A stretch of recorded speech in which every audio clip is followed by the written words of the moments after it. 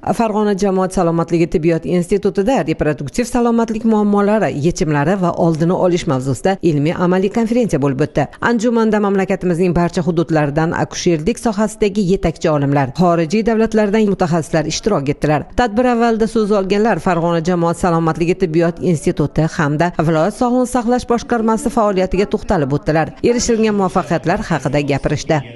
Hozirgi kunda Respublika ixtisoslashgan ona-bola salomatligi ilmiy amaliy tibbiyot markazi Farg'ona filiali biz xalqaro sifat akkreditatsiyasidan muvaffaqiyatli o'tib oldik.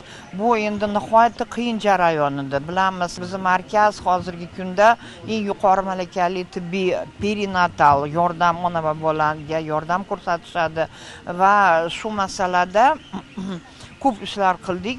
Konferensiyada soha mutaxassislari jismoniy xastalik paytida homilador ayolni parvarish qilishga zamonaviy yondashuv, akusherlikda og'ir holat va ularni hal etishda, fanlar aro kommunikatsiyalar, onkologik kasalliklar, reproduktiv tizimdagi xastaliklarni jarrohlik yo'li bilan davolashda innovatsiyalar haqida tushunchalar berishdi. Davolashlar borasida yangiliklar o'rtaga tashlandi. Xorijlik mutaxassislar bilan fikr almashildi.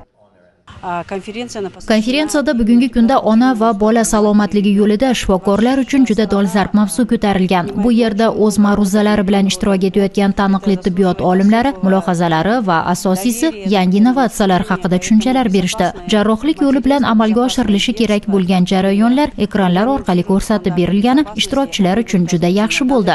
Ishonamanki, konferensiyada qatnashgan shifokorlar o'zlari uchun juda ko'p ilmiy ko'nikmalarni oldilar. Konferensiyani o'tkazishdan asosiy maqsad ham shu edi aslida.